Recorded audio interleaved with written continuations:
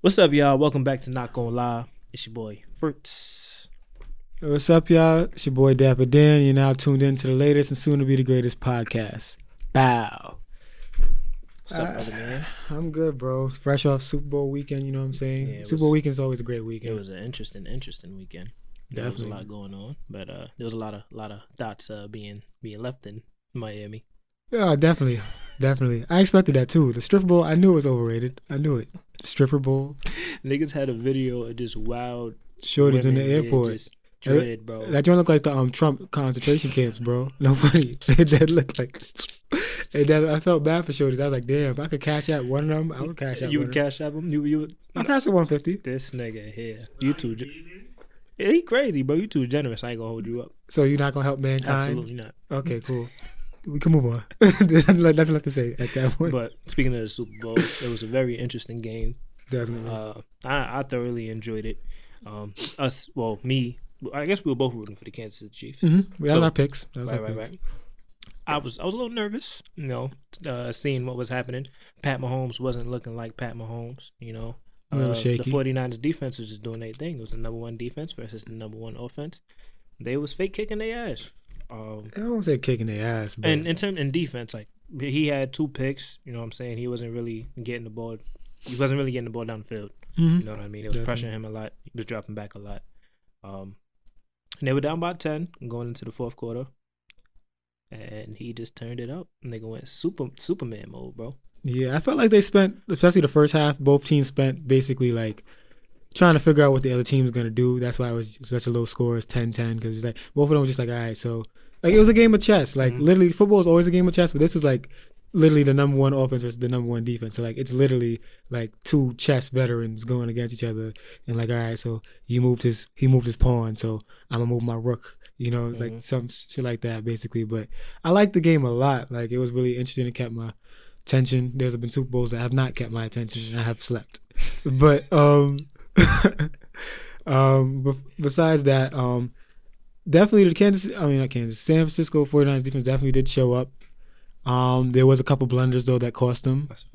Richard Sherman got beat on the inside move by Sammy Watkins that burnt them, and I saw that coming. Not saw it coming, but I knew it happened because that's something that happens to Richard Sherman. Like people that like sometimes receivers that aren't like big name receivers can kind of get him with a move that they wouldn't usually do because he watches a lot of film. So if he knows on film that like you're just trying to go outside, he's gonna play you towards the outside. You know what I'm saying? But Sammy Watkins hit him with an inside move, went up, got back on top, caught it.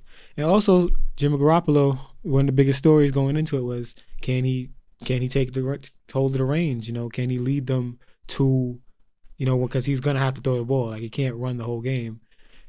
He did miss the important throw to Emmanuel Sanders. I don't understand why they were passing the ball so much, to be honest. I don't either. Like their running game is what was their bread and butter. That's what got them to where they were, and they were not running the ball when they absolutely needed to. It's like Kyle Shanahan. He's just the second time he's folded. Yeah, play calling. And like I said, even before the half, people were questioning like why he didn't go for it. Because remember they took the knee and went to the locker rooms when they. I don't know what the fuck was going on. They was getting the ball back. I don't know why they didn't at least smack. Try. Yeah, he should at least tried to go for the field goal or something, like get into field goal range. Like, he was playing it way too safe, and his play calling in the fourth quarter, then the second half in general. It was not the best. That's what I'm saying. Like I don't know what was going through his mind because I don't know if he was trying to prove a point. Like, yo, we're gonna get Jimmy Garoppolo to throw us and like to lead us to the victory. But he was having a wonderful first half, like passing the ball. Like, it was all right. Yeah, it was good. Like for Jimmy Garoppolo, you know what I'm saying? Like it went with the offense basically. It was flowing, and then he started like because basically what happened, they would try to pass it off first down. I think he dropped back. Maybe not complete it, then try and run it for a little bit of yards, and they throw it on the 3rd and long, wouldn't get it, they off the field, and now the ball back to the Chiefs, and Pat Mahomes is doing what Pat Mahomes do in the fourth, so, you know what I'm saying, it just was they ran out of time to basically like, not ran out of time, but like, they let Kansas City hang around too long, basically. Way too long. What it was. Way too long. It's like, you really can't ever count Kansas City out. Nah, yeah, they're like the new age warriors of the If they win back to back, they definitely the Warriors of the NFL. But it's like 3 of their postseason games they were down. They were down 24 the first game, if I'm not mistaken. Was it 24? It was that much? It was a lot. It might have been 24. Let's go with 24. I can't think really it was remember. 24. Numbers And then not my shit. I think they was down 24 in the first half, and then they ended up by 4 at the end of the half, some shit like that. And they ended up cooking the Texans back. No, yeah, definitely. I remember that. And then they were down by 10 twice against the Titans, and then they were down by 10 in the Super Bowl going to the fourth. And you can never count them out, man. Yeah, because I mean, they got the number 1 offense for a reason. Like they moved. That means they moved the rock. How many championships do you predict Patty gonna have at the end of his career? Solid 3. Yeah, I was thinking 4. I think there's a lot of talent in the league. I feel like he can't win them all. You know what I'm saying? But I think he can get a solid 3. Wouldn't be surprised if it was more, but definitely 3 because he is only 24 years old. Facts, bro. Which is nuts to me. But shout out to him. I don't know if he was the first black quarterback to win MVP, but I know he's the youngest to win MVP. So shout out to him on that note. But you got anything else in Super Bowl? What's your predictions for next season? Who do you see going to the big game? I don't even know. That's a lovely part about football is that you really can't tell because nobody really predicted. I mean, you could have predicted Chiefs in the Super Bowl, but I don't know if they predicted Chiefs 49ers. Like it was a toss up. You could say a lot of people, like most likely people put the Pats in there, things like that. But a lot of it depends because there's a lot of movement that could happen this offseason. I mean, we don't know for sure where Tom Brady's going to end up. That's a fact. Remember, I did predict that, well, not predict, but I did say the Chargers would be a good landing spot for him. And Phillip Rivers and the Chargers did part ways recently. So, I mean. You think he's going to retire? Or you think somebody going to pick up Phillip? I think there's a place for Phillip. There's definitely a place in the league still for Phillip. It's just not in L.A. But in terms of prediction, back to the real main point, that's tough, man. Who would you like to see? I would like to see the Chiefs back in there, definitely. NFC side, who's in the NFC? I really couldn't tell you in the NFC. Because 49ers probably will be back, but I don't know about the Super Bowl, but they probably will be just as good next year. I'm trying to think all the teams in the NFC off the top of my head. I'm drawing blank. Like, who's nice in the NFC?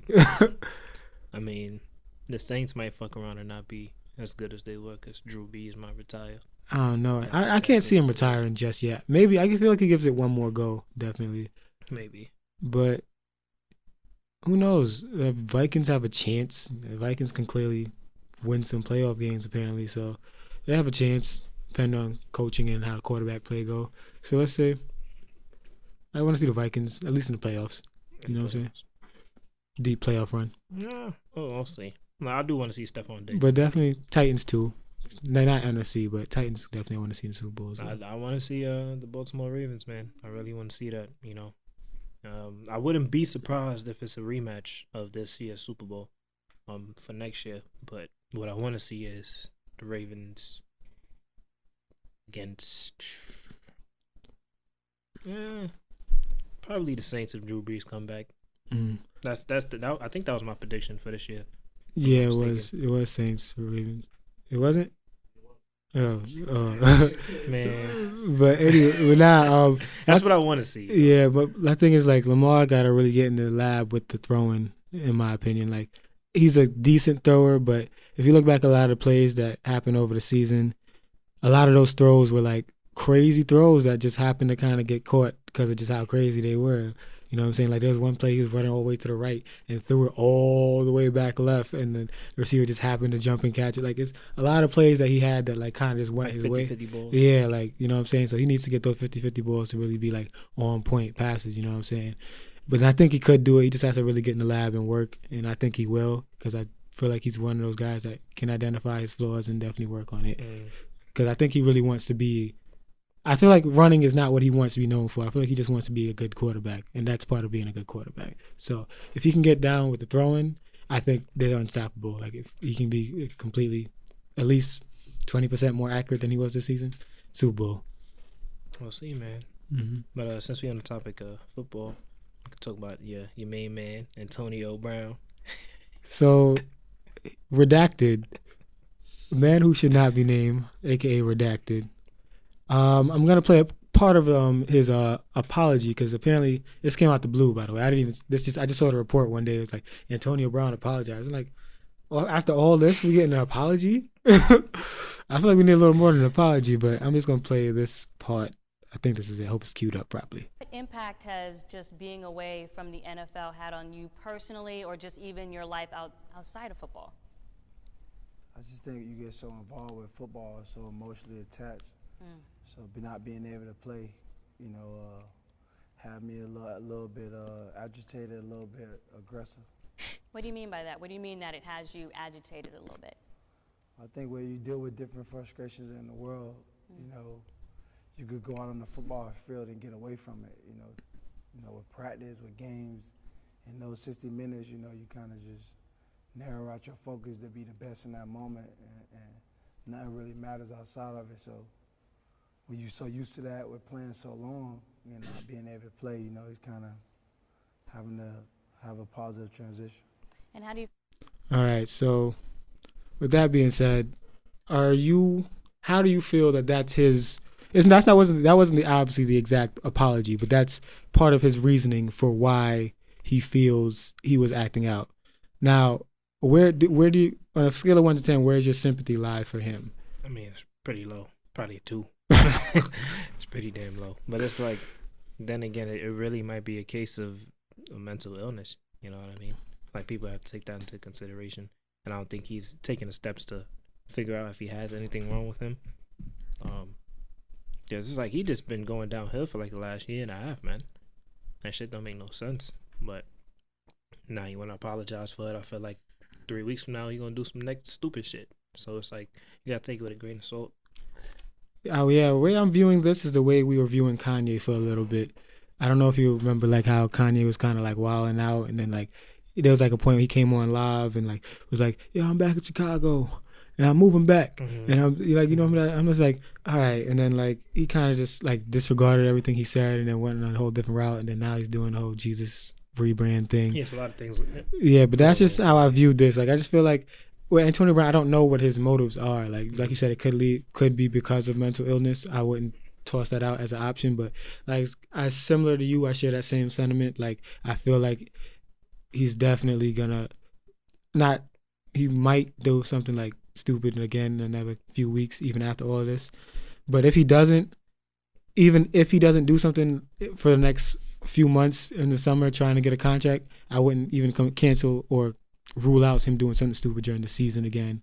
You know what I'm saying? I just really can't trust him. And then the fact that you're like, as a grown man saying, yo, because I couldn't play football, I was acting out, that sounds like a child thing. Like, it sounds like a kid throwing a tantrum because, you know what I'm saying, like, mommy said I can't go play today because my grades is bad. So now I'm going to break some shit. Like, now I'm going to go curse out my shorty or I'm going to come on this shorty leg. But, like, you know what I'm saying? Like, he's wilding, bro. You know what I'm saying? But that's all I really had on that because I hate, like, it's not a fake apology. It doesn't seem fake when I watch the interview, but it's just like, I don't like apologies that seem barren. You know what I'm saying? Like, I don't know what like your next move is, you know? Yeah, you can't really tell with that, man. You can't really tell at all. But he actually has a fight on hold. He has a seven-figure deal with Dazin. I think that's how you pronounce it. I've D-A-Z-N. never known how to pronounce it. But to fight against Logan Paul, who's a popular YouTuber, who's also had 3 fights or 2 fights so far with another popular YouTuber, KSI. His brother actually had a fight recently. I forgot his brother's name. But is it Jake? Jake, yeah, I think, yeah, Jake Paul. I guess. Had a fight as well. That's crazy. But yeah, it's 7-figure deal, bro. Like on the table, but main like reason I told you, I don't know why we're putting this much money behind these things. This is why the world is going down to shit. Because like we're putting 7 figures of money behind. Say something. Oh yes, you can use any of those mics too. That's on. Yeah, I think so. Perfect. You're speaking to MC. So I just want to say on behalf of Down in the Soul, invest any type of money you want. It's any type of project you want. If you are one of these investors, the views of Dapper Dan are not the views of Alfredo Contreras, who makes Down in the Soul, which is part of the distribution of the Not Gon Lie podcast. Thank you. That sounded like. Nigga said disclaimer. That sounded like the you know how you do the commercials for the medicines or the pills. They're like. If you're experiencing it. Antonio Brown and Logan Paul want to fight. on Down the Soul. We'll do it for $500. We'll spend $7 million, okay?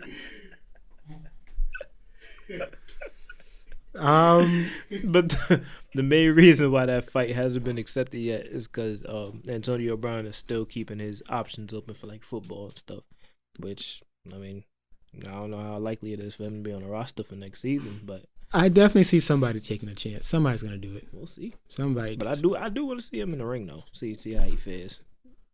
He's gonna dog him. You think so? Yes, he's crazy. I would never fight a crazy person. Logan Paul is pretty big, bro. That means nothing when you're crazy. You ever fought somebody crazy? But if you fight somebody, crazy in a boxing ring, that person's gonna tire himself out. Like, it's not that hard to stop yourself. Listen, if you get knocked out first, it's not. Because the thing is, look, this is what I view fighting. Whether boxing, boxing is a sport, it's a skill, it's technique. Definitely, we agree on that. Right. But when somebody comes out, when it hits ding ding, and he's like, you know what I'm saying? Like, Antonio Brown type of guy sounds like he would growl like all the whole fight, he probably like would. And psych out Logan Paul. Like, yo, like I don't know what I got myself into. Like, this dude might be really crazy. Like, where's the security? I hope the security's next to the ring because this might need to be broken up. Nah, bro, I don't think. Like Antonio Brown strikes me as a guy that would definitely bite somebody's ear off. You think he would bite him? He'd definitely do it. Nah, he'd definitely do it. I don't think so. I would hope not.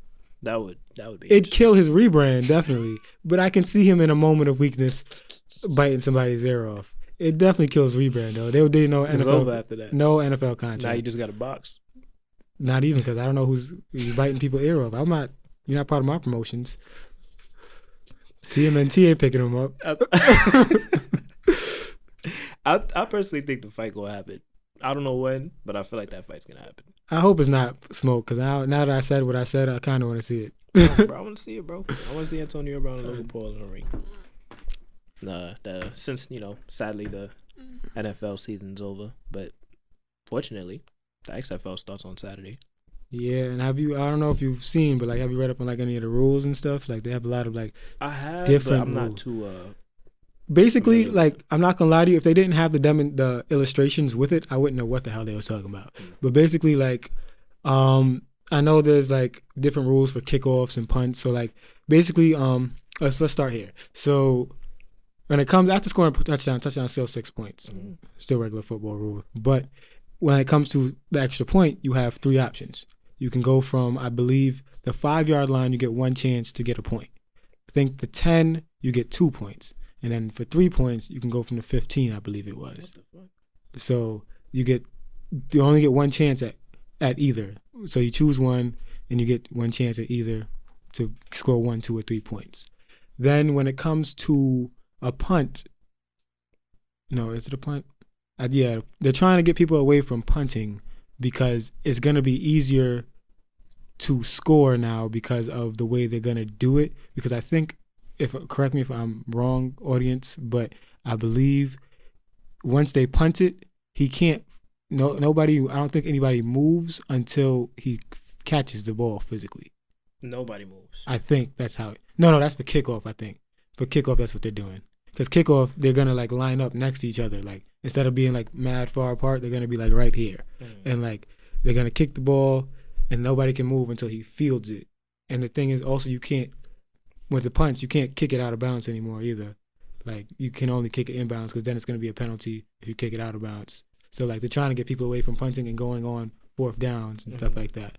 So yeah, that's just a few of the rules that they're changing. Like, it's a lot of like minutes. It is. It's something that like you're literally gonna have to learn like a kind of a new sport in a sense in terms of like special teams rules and stuff like that because it's really gonna be different. And I think also another interesting one that was most interesting, the forward pass. The forward pass, basically you can make 2 forward passes now. Before you can only do 1 in the NFL, obviously. And if you were to do another pass, it would have to be backwards, like a lateral. Now you can do a forward pass as long as it doesn't pass the line of scrimmage, and then you can do another pass forward. So like for example, Tom Brady throws it to Julian Edelman. He can throw it to him a little bit forward, and then Julian Edelman can throw it. Shit, yeah. Okay. You know what I'm saying? So that's some cool rules. There should be some high-scoring games. That's what I'm saying. It might be like some 70-something to some. I feel bad for the defense. God damn. I don't even know how you go out and defend those things, but Yeah, I just wanted to bring that up because I just feel like that's real interesting, and like especially being that football is off the air, it just gives you something totally different to watch, and it's still football. So those who are heavy duty fans, I feel like they did a good job in definitely launching this in that dark space where the NFL is off the air. And it's gonna be on Fox, so it's gonna be available for a lot of people to see. Exactly, because you don't need cable to watch Fox. That's a fact. I don't think You don't, but I mean, it's pretty easy to get Fox. No, it's pretty easy. But was the Super Bowl on Fox? This year, I think it was on NBC. It was on Fox. No. One of my mans hit the group chat. Not my mans, but like one of my mans, like a bigger group chat I'm in. He was like, "Yo, who got the link to Super Bowl?" I'm like, "Yo, bro, Sent the link. It's on Fox." He's like, "We don't got cable." I'm like, "Yo, this shit is on Fox, bro." But regardless, like you can get that if you just have a TV and plug it into the wall. You can get Fox, but niggas be non-tech savvy. Yeah, that's whatever. But yeah, I'm definitely gonna give it a chance. Shouts out to Vince McMahon, his bitch ass. Facts. But I actually heard the side note. I heard WWE dropped in stocks. Really? Significantly. That's interesting. Think that has anything to do with AEW? I don't know. Maybe. Thought to ponder. You heard it here. here first. I'm not gonna lie. Yeah. Oh shit. But to switch gears, get to the Oh no, we're doing something different. I'm trying to say nobody was feeling merge lanes, and I'm not tired of saying switching gears. So I was gonna say we're gonna take a U-turn here. That's even worse. Damn it! I'm gonna get one. Oh my god, I'm gonna get one these days. But go ahead. We just gonna switch gears to merge lane. Nope. Switch gears. I'm gonna get one. We gonna get one. I'm gonna keep shooting. God damn it. That I hope you. One thing Kobe told me is keep shooting. Keep shooting. God damn it. All right. Hopefully you get it. We're gonna hit the game winner. But the All-Star roster came out not too long ago. There's a fucking fly in here again. The All-Star roster. The same fly. It probably is, little bastard. The roster came out not too long ago. There was a couple of snubs, a lot of interesting snubs. The two main snubs that bothered me were Bradley Beal and Devin Booker. Both of them are averaging over 27 points. As the first time in history that players who averaged over 27 points did not make the All-Star game roster, let alone two. How do you feel? Who else do you think got snubbed? Well, I concur with your both. Who would you say, Devin Booker and Bradley Beal? Probably two of the biggest snubs. The third for me could partially be second too is Zach LaVine. I think Zach LaVine is having a great season. I think he definitely has. Excuse me. He has the numbers definitely, and he's been putting up. He's been showing out as an All-Star this season. But yeah, it's just sad. But it's hard to make a case, especially in the West, on who you should have taken out. Let's say for Booker, people are saying, Chris Paul should have been the guy that shouldn't have made it, and they should have put Devin Booker in there. And then the debate came to, and I would like to get your input on this, obviously, is does how your success of your team matter to, you making the All-Star team? Or should it matter? Because obviously CP3's numbers that's not the numbers that Devin Booker has, but his team is doing a whole heck of a lot better than Devin Booker's team, and the Thunder weren't even with the team that people thought would, even be in the playoff hunt, and they're like 7th, I believe. So does that matter? Because obviously he is the leader of that team. I understand. I definitely understand why Chris Paul made it. Because without Chris Paul, that Thunder team is not even in the playoff hunt. He has them at 7th right now, like a half a game, 6th place, like a game and a half from 5th. Like they're in there. You know what I'm saying? But it's interesting because his stats again they don't match up to Devin Booker, but his stats are way more important to his team's success. A lot of Devin Booker's baskets are empty baskets because, well, then again, the Suns are in contention for the playoffs, but I don't see them making it. But for the most part of his career, like his point production hasn't really meant anything.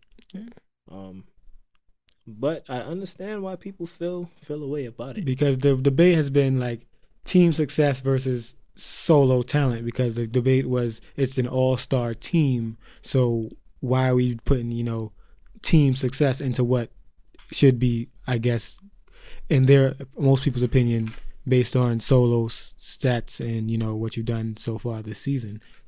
I'm trying to look at the roster. And it's like Chris Paul would be the person I take out, or Russell Westbrook. I feel like Russell Westbrook's numbers warrant him to be there, though. Yeah, you're right. But that's tough. Kyle Lowry definitely shouldn't have made it over Bradley Beal. That's a straight up snub. That's a straight that up. Shit is OD. And that's another case of like your team doing better. So like you making the. But they already got an All-Star in the game. Like, has Kyle Lowry ever scored more than 10 points at the All-Star game? I don't think. I wouldn't pass the ball to Kyle Lowry in the All-Star game. He looked filthy in the All-Star game jersey. OD, matter of fact. I'm tired of seeing Chris Paul in it too. We needed Devin Booker in there. I did want to see Devin Booker in there. I would prefer to, but I understand why he didn't make it in the sense of, Chris Paul. He definitely didn't deserve it over Donovan. He definitely didn't deserve it over Brandon Ingram. Definitely not Damian Lillard. So yeah, and Dame honestly, in my opinion, should have been a starter, but that's up for debate. It's you know what I'm saying? Contest, it is, but that leads to a bigger conversation because is the defense in the NBA getting worse, or are players getting offensively better? Because look how much players are averaging like 23 plus points this season already. Like there's so much players averaging like 20 plus. I think it's a little bit of both, man. Like that's the rules. It's getting harder to judge who should make it off of the numbers. Yeah. But it's still a talent to get these buckets. True. To average a lot of points and to sustain that, to do it efficiently. Majority of these guys, they do it efficiently. So there's a reason why they're here, but man, Bradley Beal in particular should have made the All-Star game. Like, that is highway robbery if I ever seen it. It's disgusting. Nah, yeah, that's straight up disrespectful. Like, straight up and down disrespectful. That was worse than when Jackson Hayes found out he didn't make the Rising of Stars. He was wild. The NBA can suck my dick. No, it's just funny because they put his other teammate in there, the Kill Alexander Walker. He don't even be getting burned like that. He's Canadian, that's why, bro. They needed to fill out the roster. The world roster, you're right. You know what I'm saying? That world roster was slim. It's a little skimp.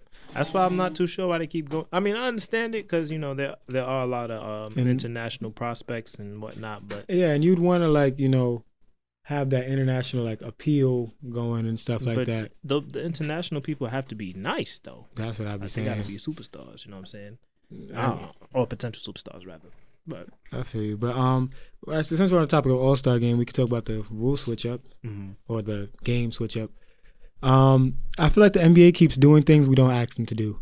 But because all I wanted to see was some one-on-one matchup. That's something I would want to add to All-Star Weekend. One-on-ones or 3-on-3, something of that nature.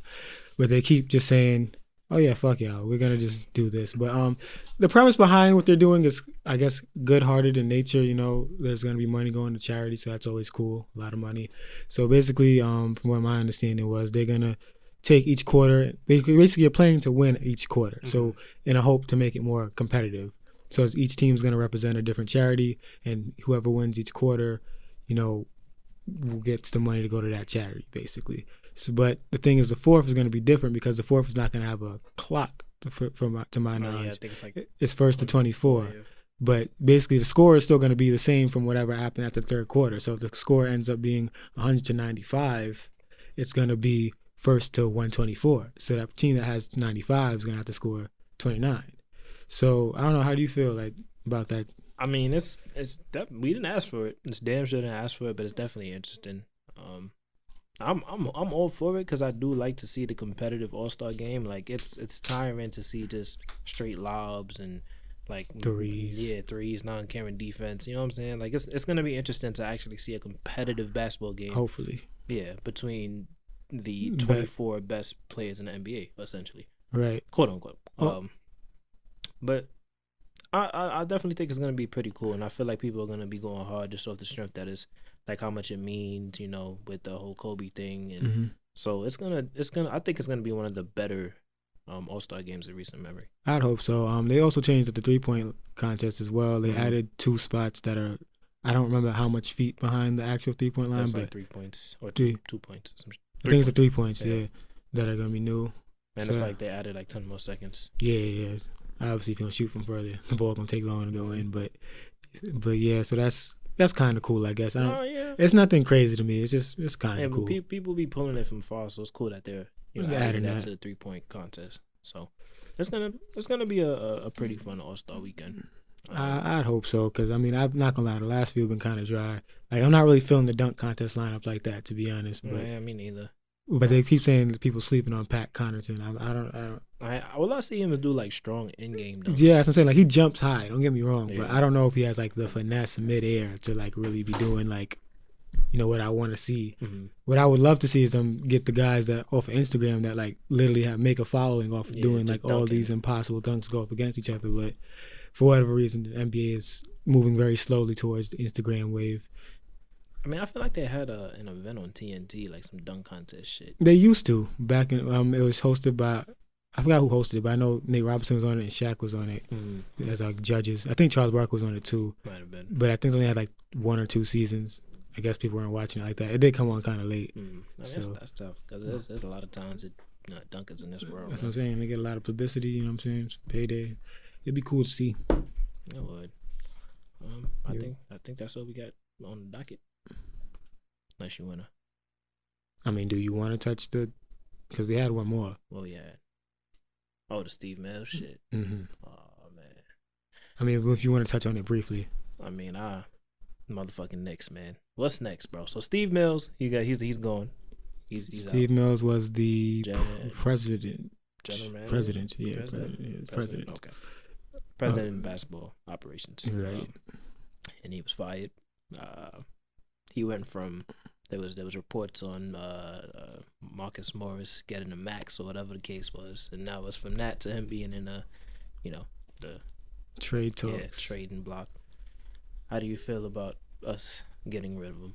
Marcus Morris? Or Steve Mills. Yeah, I mean, it's a step in the right direction, I guess, because I've always thought the front office just needs a complete washout. Like, I just feel like it just needs to be changed from top to bottom. Mm-hmm. Clearly, the top guy is not going anywhere.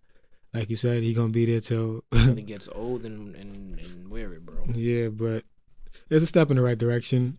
They're talking about going after Masai Ujiri, the Raptors guy. He'd be the dumbest guy ever to come over here and leave what he has in Toronto. But I mean, some people like a challenge. So there was actually an interview he did where I don't know if it was fake or not, but he basically said, "Yeah, listen here, I hate the Knicks." Like, he said something to that effect. You seen that, Fredo? Yeah, it was crazy. So I was like, damn, like nothing works when you're a Knicks fan. Like, everything looks bad. There's always bad undertones. It sucks. And we wake up, like I said, every day and make this choice. Yeah, we do. Every day. We do. And I don't understand it. But yeah, that's how I feel on that. Man, hopefully the next hire is a competent one. I feel like Steve Mills was very. Let's get Rich Paul. Shit. Yeah, man. Shake the world. Let's do something different. That's what I'm saying. But I honestly don't think that that is like the longest. The next problem shot. is that they always do something different. Yeah. So I don't know what's going on. What would you like to see, Fredo? Bring back Phil Jackson. Nigga is smacked. On that note, we gotta end the episode, bro. We gotta end the episode, nigga. Bring back Phil Jackson. That was the most asinine thing ever said on this podcast. But either way, what is this episode? 18? You can't ask me out no more, bro.